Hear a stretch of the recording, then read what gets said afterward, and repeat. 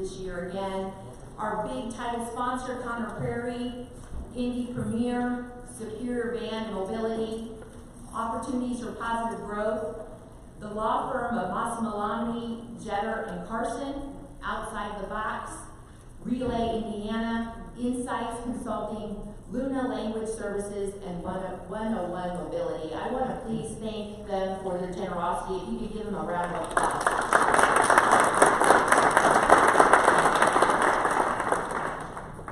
I want to thank my co-chair, Stacy Oldham. She has done an amazing job putting together all the media material for this month of March. I also want to thank the staff at the City of Fishers, Deputy Mayor Leah McGrath, for all of their hard work in putting all of the PR and media materials together. It takes a village to do this, and we're really excited for the events that we have planned for you this month. I also want to thank the dedicated volunteers of the March Disability Awareness Committee that have devoted months and months of time to put together these events. It would not be possible with the collaboration of so many individuals, people with disabilities, our providers, our schools. So if you are a member of the March Disability Awareness Committee, if you could please stand so that you can be recognized today. Thank you so much for all your time.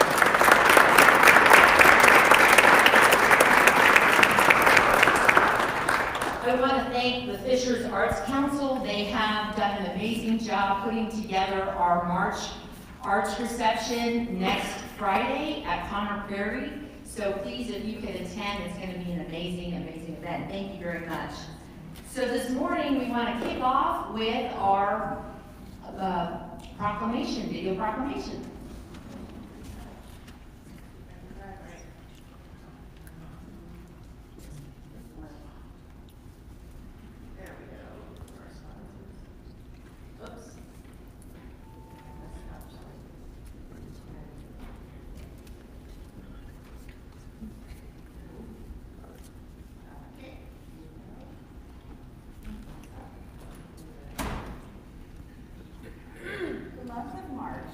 Designated as Disability Awareness Month to celebrate and recognize disabilities by the Governor of the State of Indiana. Whereas disability is a natural part of the human experience. And in no way diminishes the right of individuals with disabilities to live independently.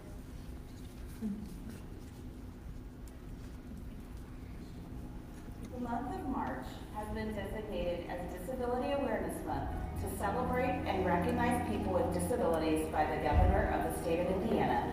Whereas disability is a natural part of the human experience. And in no way diminishes the right of individuals with disabilities to live independently. Enjoy self-determination, make choices, contribute to society, and experience full in the economic, political, social, cultural, and educational mainstream of American society. And whereas family members, friends, and members of the community can play a central role in enhancing the lives of people with disabilities, especially when the family and community are provided with necessary support services. And public and private employers are aware of the capabilities of people with disabilities to be engaged in competitive work in inclusive settings. Properly include providing individuals with disabilities the opportunities and support to make informed choices and decisions, live in homes and communities where such individuals can exercise their full rights and responsibilities as citizens, pursue meaningful and productive lives, contribute to their family, community, state, and nation.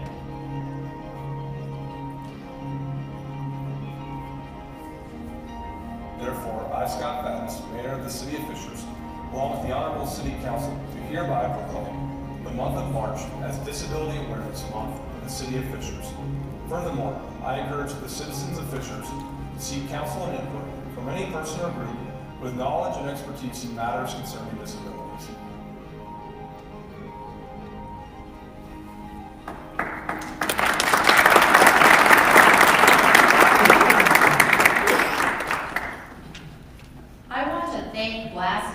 For producing that beautiful video that I think captures the essence of what we're trying to do this month of March. And now Stacy Oldham, co-chair of the Fishers Advisory Committee on Disability, is going to share with you the theme for this March Disability Awareness Month. So you see Empowered Fishers, and I saw many people who stood in this room. I think there are many who are not here. I do have to acknowledge our mayor. I do have to acknowledge the mayor, Scott Evans, for his role in this. If you know of any city that has a mental health and a disability awareness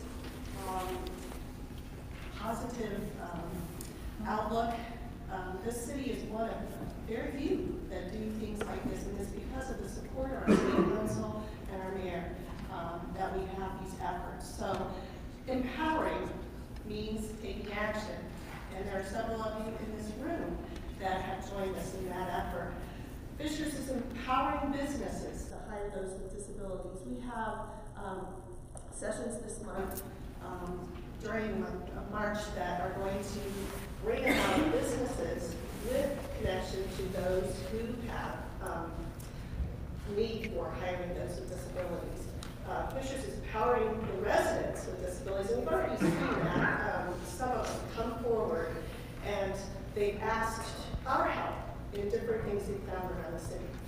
The community leaders, I can't say enough about that, and I do have to take one example that I was involved in of how our city leaders have come forward. This is a file of life, and we have a special needs registry. Our emergency responders are prepared, and I'm proud of that. I'm proud to have been a part of file of life.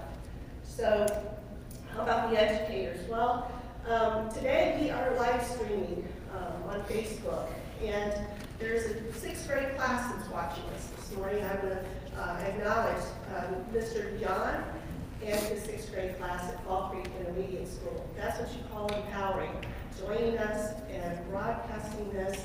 I think Fisher Magazine for that as well. That's how we do empowerment around here. So we're also empowering you, and you will see some materials on the table over here. A postcard for one. Please help us by taking a few of these, passing them out to friends, neighbors, putting them in businesses. We also have copies of this month's magazine. And online, you will find that all of the events are listed. We'll get to that in a little bit. But first, I would like to introduce James Self, and he is the athletic director of Hamilton Southeastern High School, to acknowledge our keynote speaker, Noah. Thank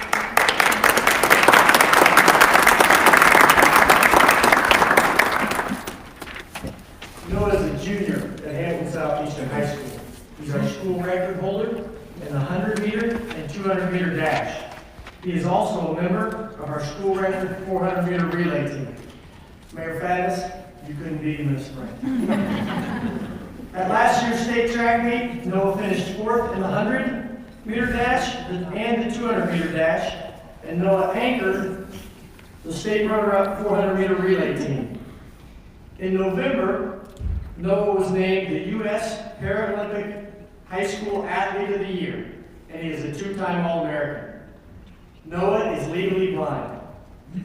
When Noah was in the 8th grade, he was diagnosed with Leber hereditary optic neuropathy. Noah attends the Indiana School for the Blind in the morning and finishes his day at Hamilton Southeastern High School. The Indiana High School Athletic Association granted eligibility for Noah to compete for Hamilton Southeastern when he was a freshman. HSE is a school of record. Indiana School for the Blind is a school of service. A great young man, we're very proud of him on and off the track. He has high expectations of himself and has set some lofty goals that I believe he will achieve. My favorite quote from an article in the February issue of the Fishers magazine: "My condition will never slow down my goals. If you work hard, good things come." It is my honor to introduce Hamilton Southeastern Junior, Noah Malone.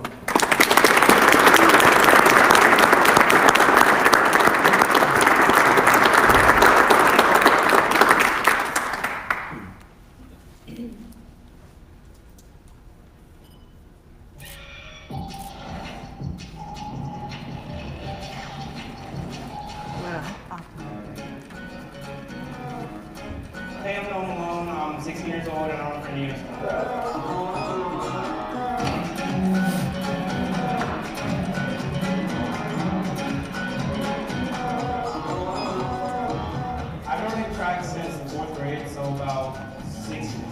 My PRs would be a 10.6 and a 21.4. Mike Dean Jr., Andy Normal, Noah Malone, Adam Holman, Malone, Debbie Ochizo.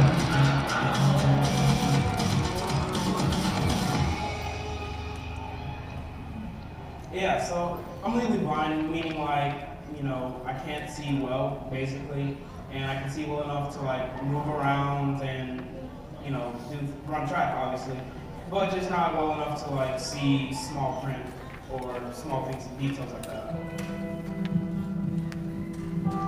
Yeah, so my condition is called Leber's optic hereditary neuropathy, meaning it takes away all my central vision, and this affected me 3 years ago. It digressed over time, so it wasn't just like an overnight thing. It got worse and worse and worse and worse over time. So for me to be able to see something, I would have to hold it about 5 or so inches away from my face, probably about that. So some challenges for me outside of track would just be an average day thing, but it would just take much longer, if that makes sense. So for instance, at school, when I take a test, it would take much longer than a sighted person would. So just little things just take longer.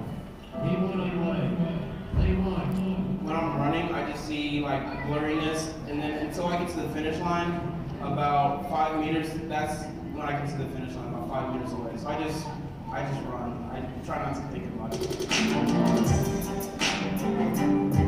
My vision doesn't impact track as much as people would think. I just run and I can see well enough to see the lines on the 200 and the 100. And honestly, when it comes to track, I just run.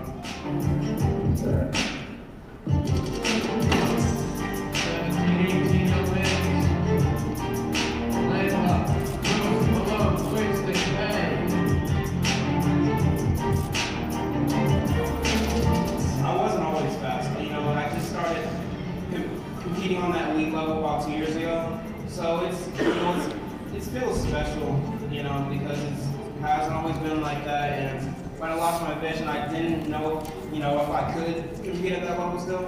So it means a lot that I still can.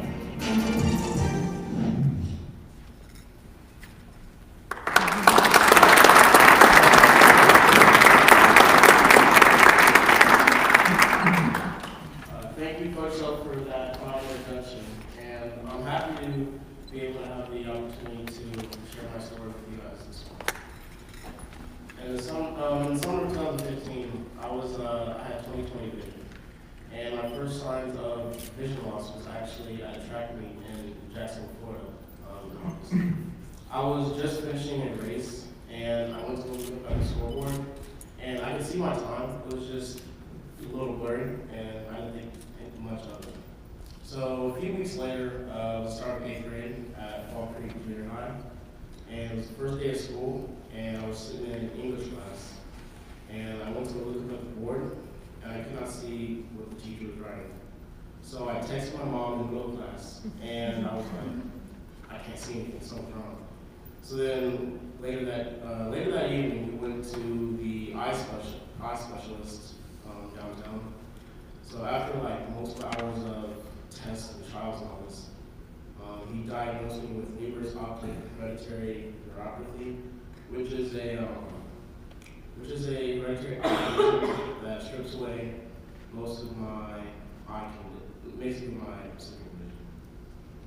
There were a lot of adjustments I needed to make at that time. I had to sit in front of the class. I couldn't write or read on paper anymore. I used a large iPad to zoom in and out, do all my work on it. And I had to work with teachers a lot more during the whole year. And it was a thing where it wasn't overnight. It was more of a digressive condition where it took about 6 months of actually taking away my vision. And that led me straight to the 8th grade track season.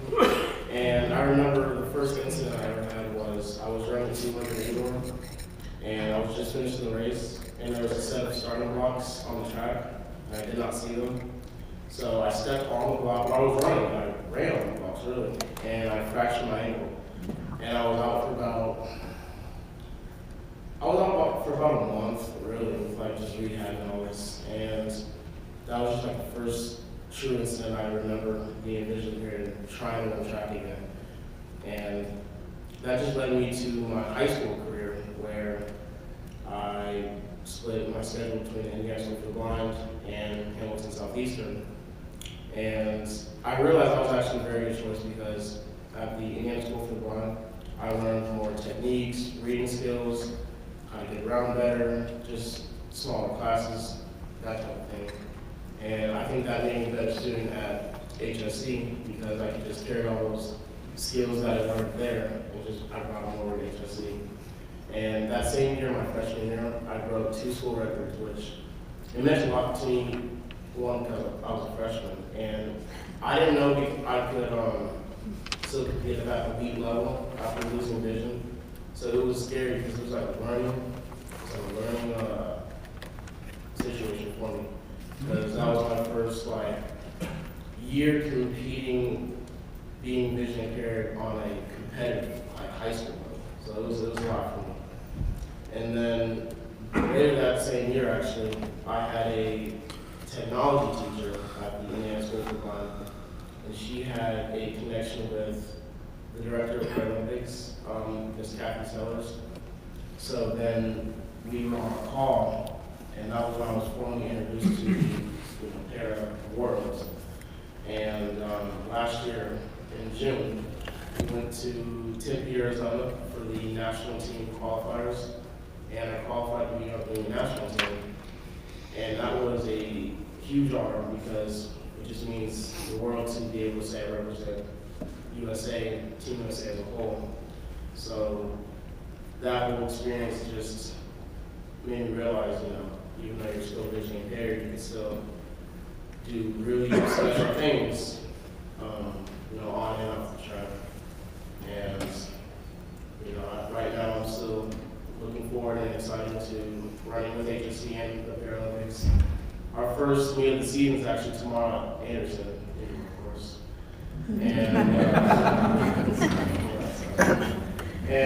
So yeah, I'm excited to run track for both organizations this year. That'll be exciting. And outside of that, I work at Lumos, the restaurant, on 116th. Worked there a while. And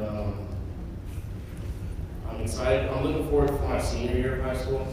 And after senior year, I hope to still compete track in college. And of course, get my academics. So after that, it's just this whole thing has just been a learning thing, and I'm still learning right now. There's still a lot of challenges I still have, but I've overcome them all. I know what to do and what not to do. And I need to slow down in life, just not to rush anything, just take every day as a learning day. And I say that to say, just if you have any struggle or any obstacles, if you keep going at it, keep trying to get past them, they will eventually fall, and then you'll get to your dreams. And that's exactly what I've done. Thank you very much.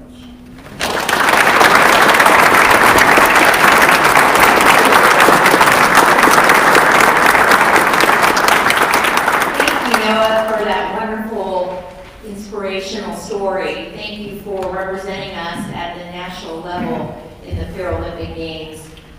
Right now, I'd like to call up Alicia Kaiser Madeline from StatLab. She's the HR director. She's going to introduce our next Paralympian. And so if you could come up to the podium, thank you. Jordan Dickey's been taken out of that equation, but we see here he's now up in an attacking role. Jimmy Munson in the goal area. Jimmy Munson taking over for Rojas again. Oh, and there's a shot, and he delayed just a little bit. He saw Daniil coming, so he took a late shot to try to get it behind him, and he almost got it. Either way, it's a great opportunity for them now, goal scoring opportunity. Dickey pass, Jordan Dickey, a little soft touch. 2-on-1 there, yep. It is a 2-on-1 violation. Now, here's a great opportunity for sudden impact to get on the board first. We're in added time here in the first half. We're scoreless. Both teams have had some opportunities. Turnstone has had more, however. Let's see what sudden impact does here. 180 spin kick coming up. Katie Dickey with the shot. Jordan! Oh, there it is! Dickey's got it.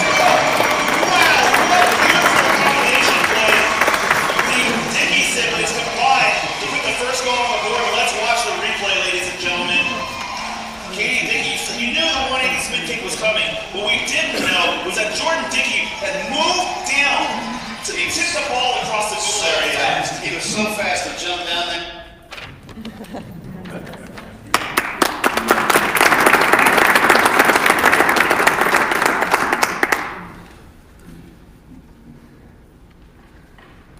Having watched Jordan play soccer in person, I can tell you that he is that good.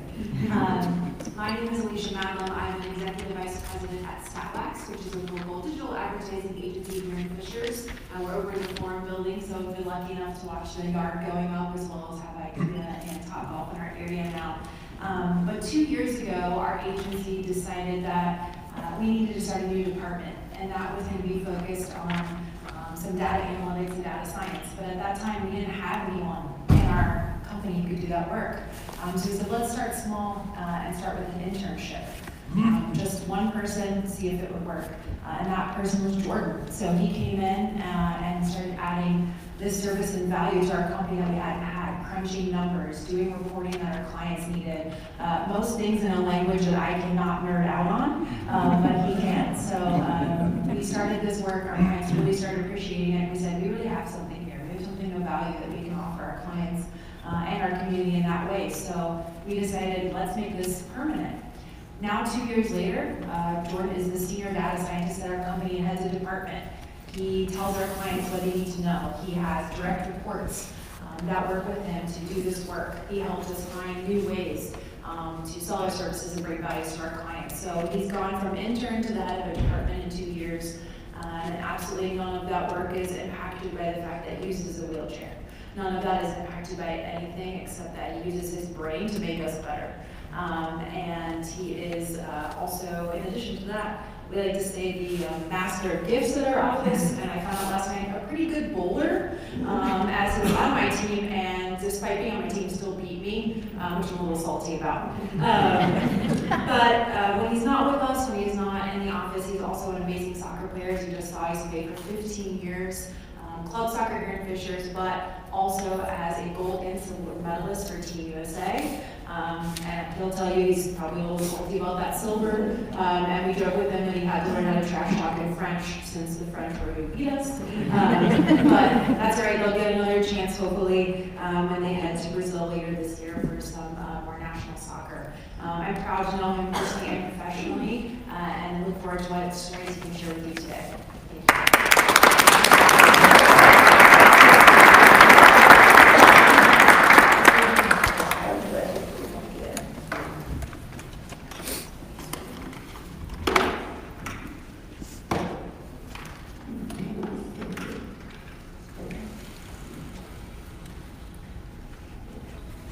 Hello, everyone. No, it's kind of a tough act to follow, so I'll try my best here. Thank you for coming today. I'm excited to be part of the event this year. I attended a few events last year and saw how excited everyone is in this community to improve the sustainable community. And it's going to be a small part this year. I think the best place to start is with me, is with my family, is they are who I am today. My parents are Tom and Peggy Dickey. Many of you know my dad used to work at the City of Fishers. I have 3 siblings, an older sister, Katie, and his two younger brothers, Zachary and Tyler. Katie and Zachary both have the same disability that I have, but it's called distal spinal muscular atrophy. It all affects us in different ways. For example, it's also paralyzed by diaphragm, which is why you may see me taking deep breaths with my chest muscles. Maybe some of that's because I'm nervous, but don't tell anyone. Us Dickey kids are notorious for being stubborn and hard-headed. The best way to get us to do something is to tell us it can't be done. That mentality's got us pretty far in life, but it's also resulted in pretty dumb decisions and dares from siblings. For example, there's no way you can binge watch that whole series in a weekend, or you can't jump down those 2 steps in your wheelchair. I don't know, by the way. There are a few specific rules in our house, and one of them is kind of ironic, the double negative there, but my dad instilled in us at an early age that it's important not to give up and to just find a way to figure it out. This has helped us become creative problem solvers and very determined individuals. If I could give advice to a parent with a child that has a disability, it would be to treat them no different than if they didn't have a disability. My mom growing up would give us chores, specifically for me. It was sorting utensils after they had been washed and bringing up the trash cans. We always came up with excuses. My excuse typically my fingers don't work, but that never really worked.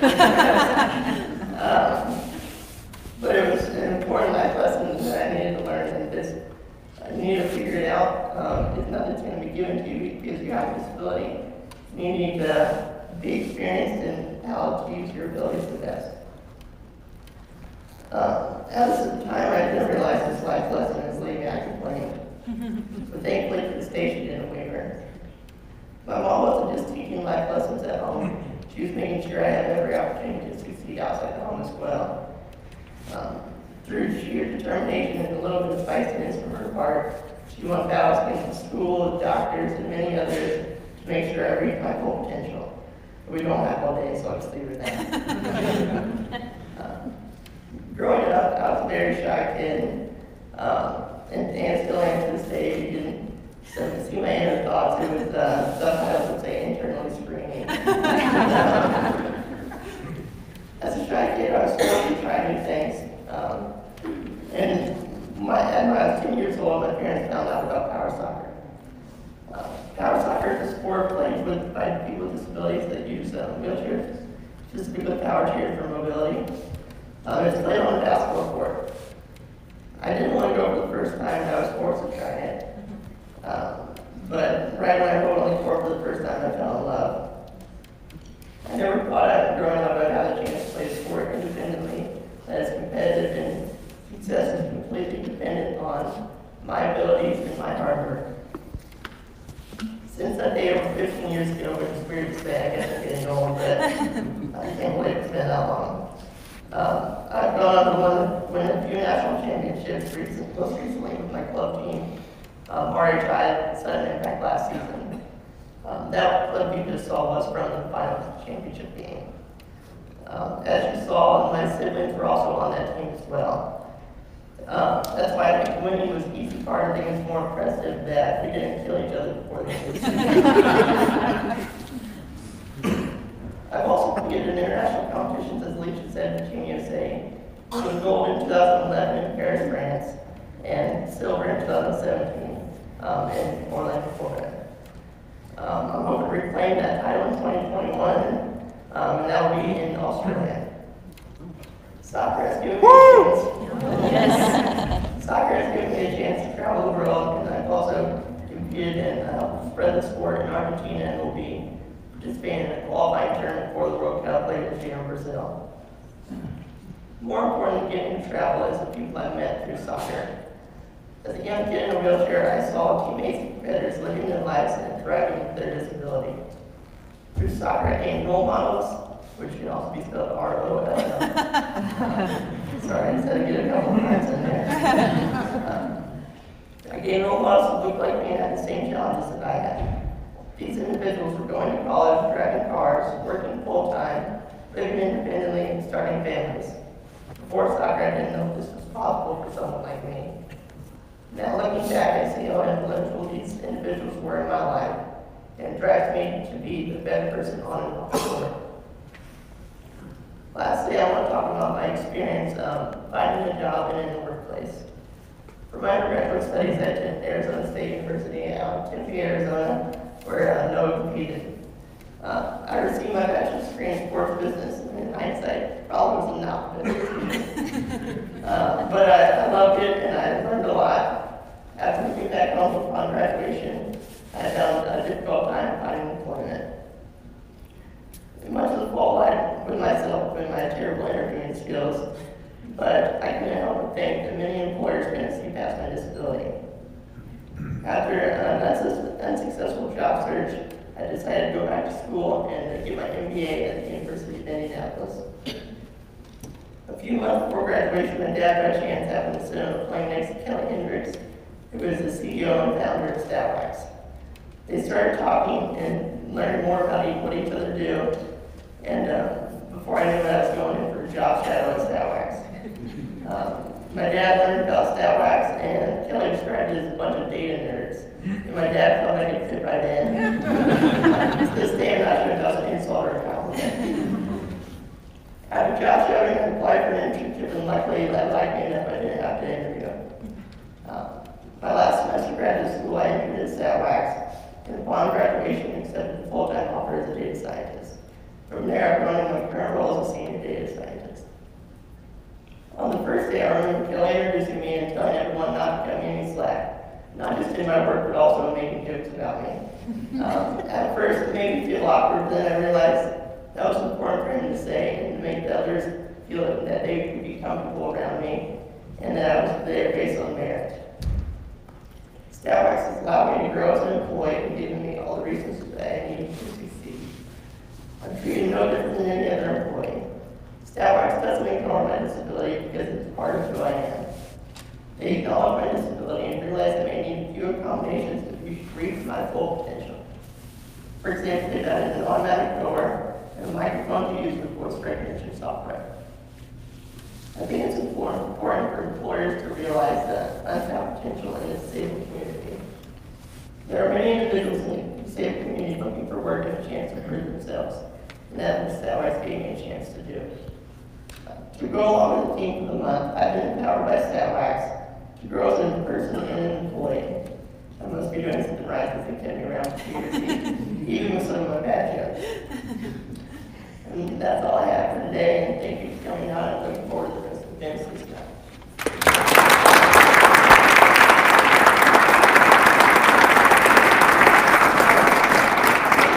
Thank you, Jordan. Gosh, it's amazing. I am so proud of the people that work and live here in Fishers, and to hear their stories of empowerment. It's just so encouraging. We're going to hear a little bit more about Noah and Jordan here in just a few minutes. I want to make an introduction to the City of Fishers Mayor, Scott Badness. He's going to say a few remarks, and he's going to moderate some Q&A with our Paralympic athletes. So without further ado, I'd like to introduce to you the mayor of our fine city, Fishers Mayor Scott Badness.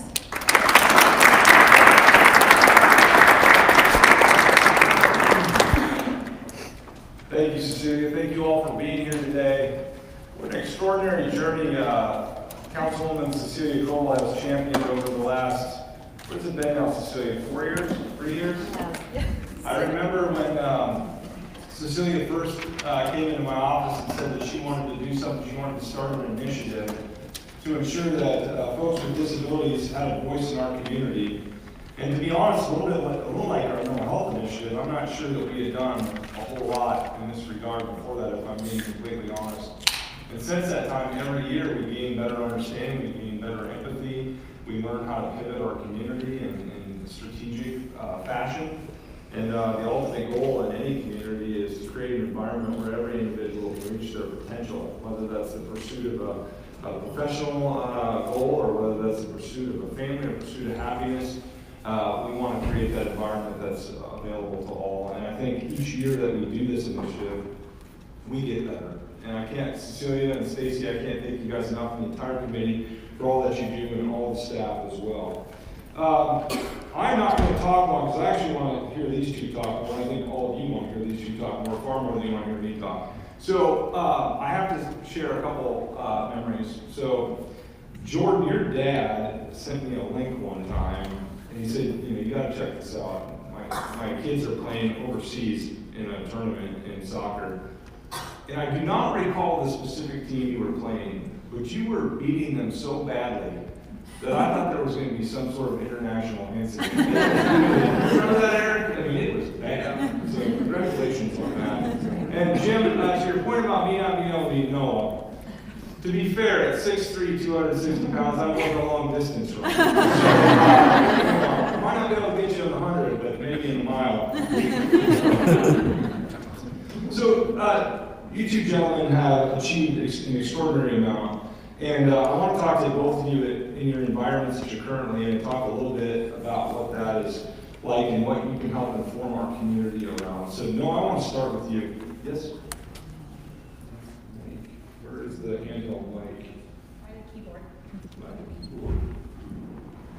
Oh, here we go. Does it work?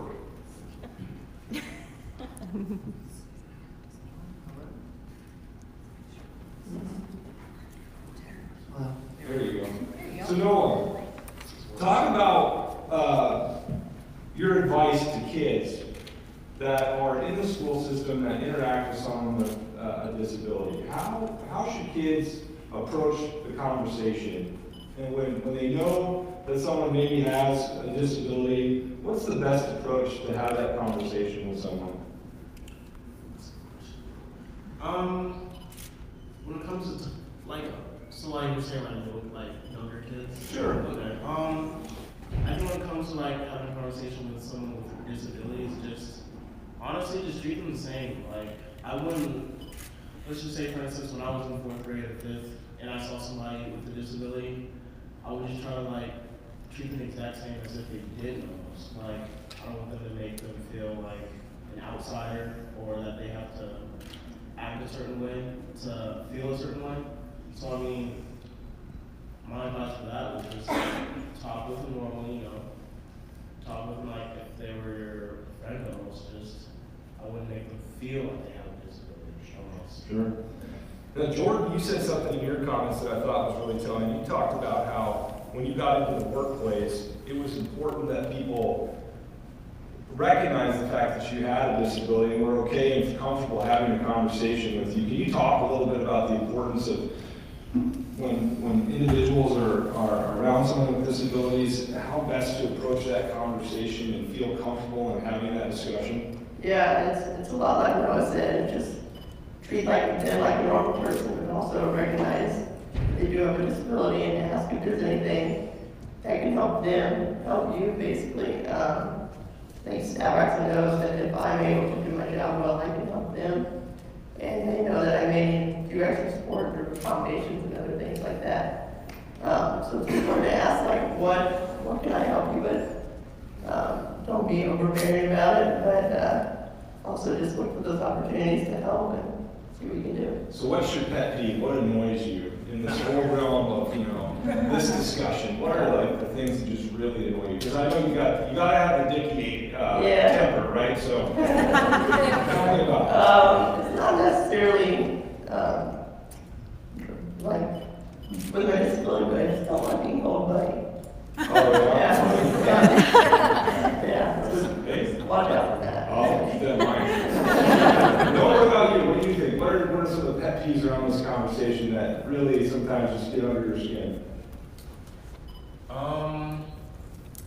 Honestly, since now that I've grown, I'm more accepting, and I don't really have as many, but in 8th grade when it all started, my pet peeves were just like little jokes, like, I'm gonna be honest, like, they were like little jokes, and I would just get annoyed by them. Yeah. Like now, like, come on now, they don't bother me now. Yeah. But like, no, yeah, little jokes are just like, I mean, they mean 2 things, like maybe they don't understand or they're trying to be funny. So like, you can just take them either way, but I think the jokes off the whole, any disability, really. Right. Just a pet peeve. I agree. I can make the jokes. Yeah, we can make the jokes, but we're not others. So you two are leaders in your own right. Do you have a passion about inspiring others with disabilities and engaging with them as you look at your future, whether it's in the professional side or in the athletic side? Either way, do you guys see yourselves staying engaged and involved in this discussion and this movement to bring broader awareness to folks with disabilities? I guess I'll take that first. I really just want to be a role model for others. Yeah. Just to see that I not overcome my disability because my disability most of my parents to accomplish some things in my life. And I want us to see that. I think it's really impressive work Sylvia and Stacy and others are doing in the community to be being on the front lines and actually making changes within policies and organizations. And I almost want to be like a lead by example person. Great. Malone? Yeah, just like Jordan said, I like being a role model, and I'm gonna try to be a role model when it comes to having a disability, like, you know, running track. I like events like this where it spreads awareness of people with disabilities and how they can still do the exact same thing as people who don't have a disability, but they do it a different way. So that's just the way I look at it. Yeah. Great. Well, my challenge to the two of you is to keep progressing and keep growing, keep developing, and keep leading. I would be remiss if I didn't share with you an update on the last guest speaker we had here last year, Brandon Anderson. Saw you here earlier. So I don't know if you guys know this or not, but Brandon, firefighter, lost his leg in an accident 2 years now ago, Brandon? Yes. Yeah. So Brandon just got promoted to captain in the fire department.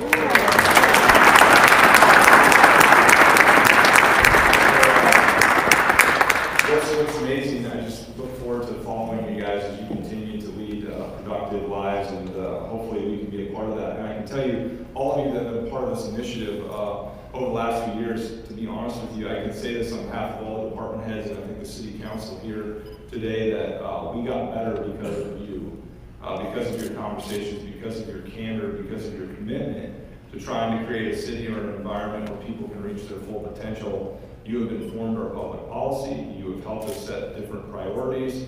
You have changed our paradigm when it comes to thinking about how to create the best possible, even community events.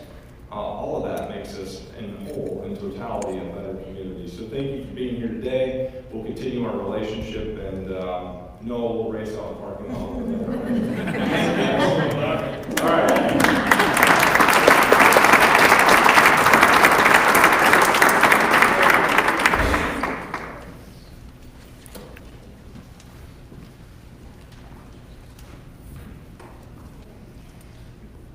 Thank you, Mayor, for your continued support of our efforts. I'm really proud as a member of our city and a member of our city council of all the collaboration that we have done as a community to make a life without limits for people of all abilities. So this year, the Fishers Advisory Committee on Disability is giving out some awards to some leaders and organizations that have gone above and beyond to champion life without limits here in the city of Fishers. This is something new and something that we decided collectively as a group to do, because we have worked with a lot of our organizations and city leaders, and it's time now to recognize them for their efforts. This year we have a Life Without Limits Award. This award is to recognize an organization in the Fishers community that has made exceptional contributions to promote inclusion and accessibility for persons with physical and intellectual disabilities and eliminate barriers. 2 years ago, Norman Burns, President and CEO of Conner Prairie, and other representatives of Conner Prairie attended our March Disability Awareness efforts. Since then, Norman Burns and Shelby Slowick, HR Director, have led the way to ensure that those with physical and intellectual disabilities can fully enjoy the Conner Prairie interactive experience. Conner Prairie is the largest and most visited outdoor attraction. It is the only Indiana Smithsonian affiliate located right here in Fishers, Indiana. For many years, Conner Prairie has provided autism-friendly hours and has designed quiet spots, weighted blankets, soft sensory toys for guests whom are sensory sensitive. Conner Prairie has been working with various providers such as Bosma Enterprises, Easter Seals Crossroads, BACA, and many other organizations to learn more about the needs of their guests who may be blind, have autism, need wheelchair accessibility, so that these guests can fully enjoy the Conner Prairie interactive experience. Conner Prairie has partnered with SECOA to be a dementia-friendly organization by providing a series of memory cafes where guests with dementia and their caregivers can enjoy quiet experiences while exploring the museum. Connor Prairie is committed to working with the Fishers Advisory Committee on Disability. Shelby Slowick, the HR Director for Connor Prairie, is a member of our Fishers Advisory Committee, and she is encouraging other HR directors in our community to become more engaged and join our efforts in building this community of employers who are looking to hire a diverse workforce that would include those with intellectual and physical disabilities. Shelby and the folks of Connor Prairie are involved in the Fishers Disability Inclusion in the Workforce Networking Group that we formed this past year. This group brings HR directors and area providers that can assist employers with resources, training, and accommodations in order to provide more employment opportunities for those with physical and intellectual disabilities. Shelby and Connor Prairie are strong supporters of the disability community, and they have begun to welcome individuals with disabilities to come and volunteer at Connor Prairie in order to meet some of their needs. Jimmy Kiffle is a young man with autism that has been working at Connor Prairie and is now exhibiting his artistic talents at Connor Prairie. He does the data entry for Connor Prairie, and he's excelling at his job. And Jimmy's family is forever grateful for Connor Prairie for giving Jimmy an opportunity to shine. Connor Prairie is an amazing community partner, and they are hosting our arts reception and employment coffee talk in the month of March. Connor Prairie truly embodies what it is to be empowered, and we want to thank you for leading the way to inspire others in our community. So at this time, I'd like to have Shelby Slowick, Director of HR for Connor Prairie, to come up and accept the award on behalf of Connor Prairie, the Life Without Limits Award.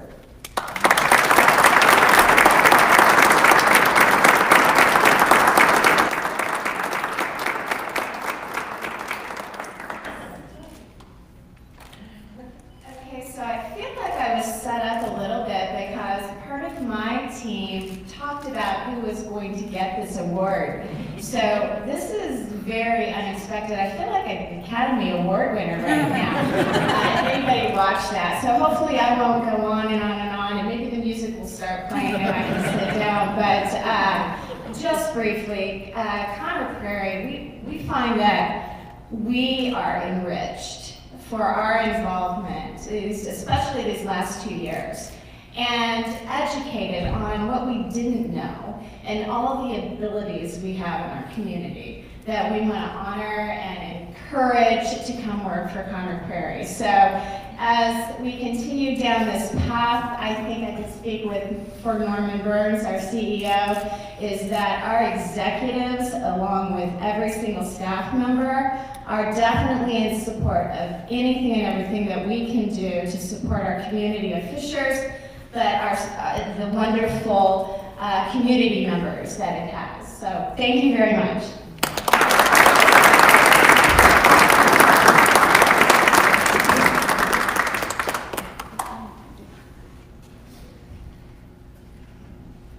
So about this events calendar for the month of March, I think that we could do something almost every day. So one thing I want to do first is to go out to the website and show you how to sign up for some of our events that we're going to have. Our wonderful staff in the City of Fishers has really done a great job with media and both with media and our website and keeping this up to date. Obviously, we're here today, March 1st, we're kicking off the events. And I'm going to have Cecilia help me walk through some of the other things. The next event, which is March 7th. March 7th is a really important event. If you are a business or employer here in the Fishers area or in the Hamilton County area, we really encourage you to please sign up. You can sign up on the link on the website. But this is a very important topic here in Fishers. We want to grow our list of businesses who are employing people with disabilities.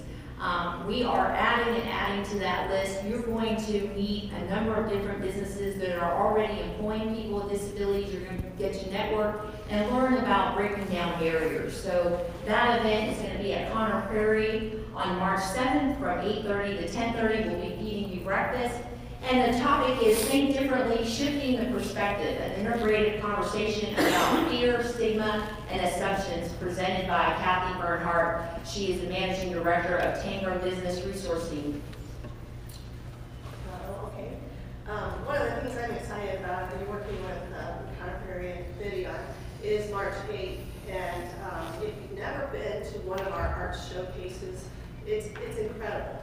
The type of art, the people who have completed it, are performing artists this year. We'll have Miss Indiana available from 6 to 9 p.m. And of course, there's always food, so that hopefully will attract some people. But we're so thankful to have partnered on this particular project, and we hope that you will join us at Conner Prairie. Thank you again, Conner Prairie, for helping us with the space and planning. That's from 6 to 9 p.m. next Friday. And that event is free. The next event is a resource fair for life's transitions. This is for anyone, young or old, who might want to look at resources. There will be over 80 vendors that will provide information about various equipment, organizations, supports, and so it's very, very informative, and that's going to be at the high school, HSE High School, from 6 to 7:30 p.m. on Tuesday, March 19th. Thursday, March 14th. So then we go to March 23rd. Will there be a torpedo at the event? Or we can make a request for that. If you'll let us know which ones, we'll make sure to connect you with the right people also. Okay. For March 23rd, this has been a very interactive and positive event every year. If you think about wheelchair soccer, we've had in the past. We also have had basketball with our Special Olympians. We've had the Pacers cheerleaders.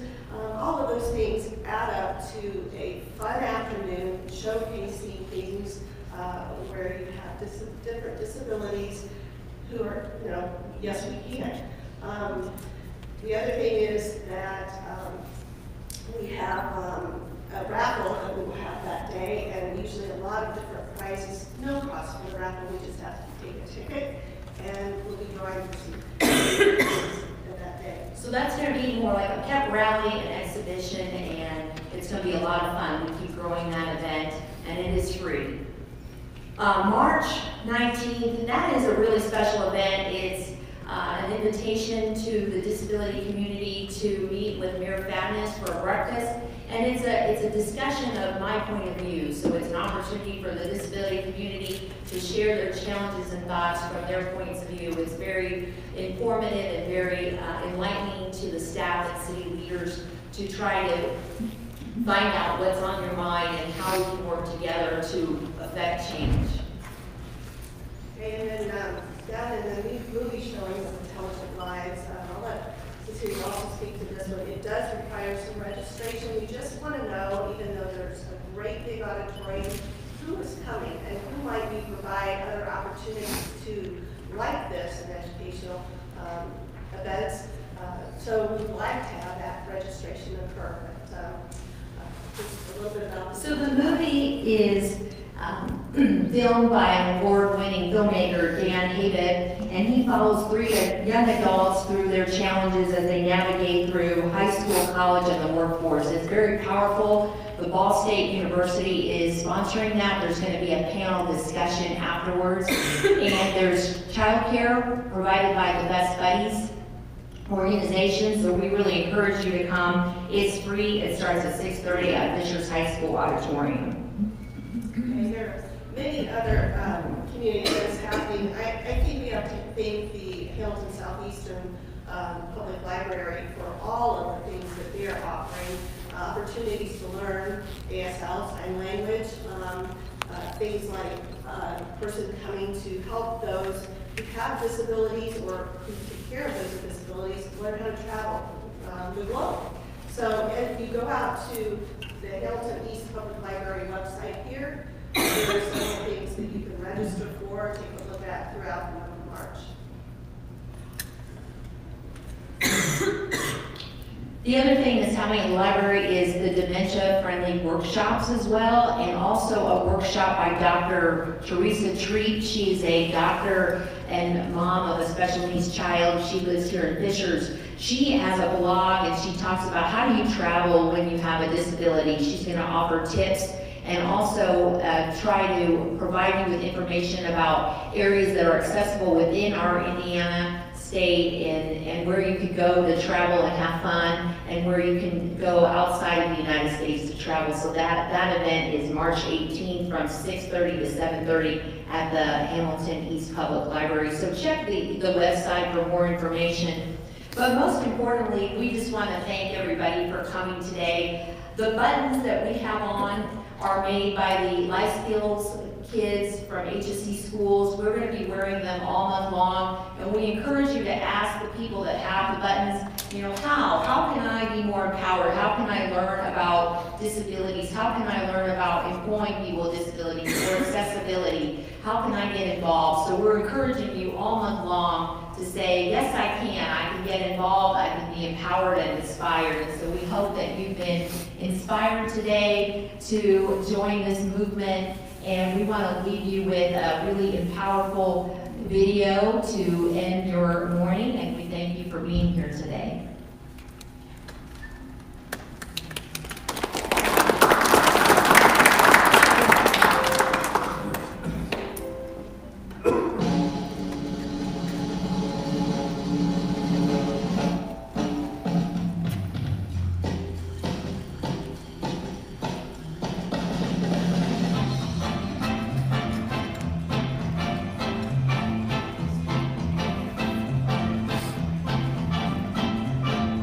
Yes, I can, suddenly, yes, I can. Gee, I'm afraid to go on as turned into, yes, I can. Take a look, what do you see? 133 pounds of confidence in me. Got the feeling I can do anything, yes, I can. Something that sings in my mind is telling me, yes, I can. I was just born today, I can go all the way, yes.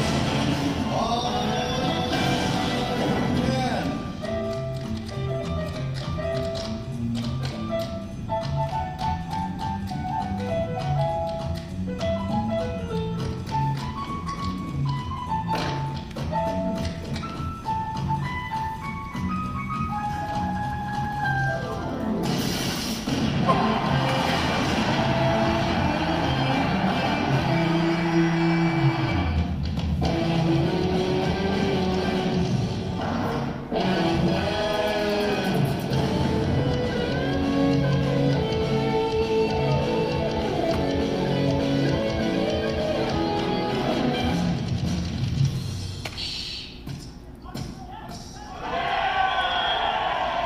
can. Yes, I can. Yes, I can. Yes, I can. Yes, I can. Yes, I can. Yes, I can. Yes, I can. Yes, I can. Hey, yes, I can. No, you can't. Yes, I can! Are you ready? I can climb Everest. Yes, I can. I can find your Mount Everest. Yes, I can. I was just born today. I can go all the way. Yes,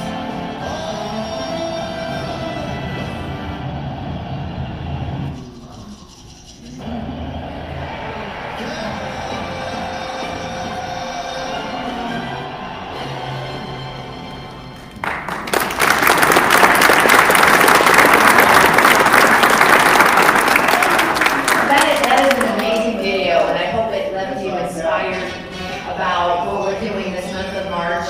I want to say one more thing. Tom Rich, he's the president of our Fishers Arts Council, and he has done an amazing job, he and the Arts Council. We're going to have artwork all over the city Various businesses are displaying artwork made by people with various disabilities, and we're having the art also displayed here in City Hall like we did last year. So we'll have many opportunities to see the various artistic talents of those with intellectual and physical disabilities. So check it out at City Hall, within the business community here in Fishers, and at Conner Prairie next week on March 7th.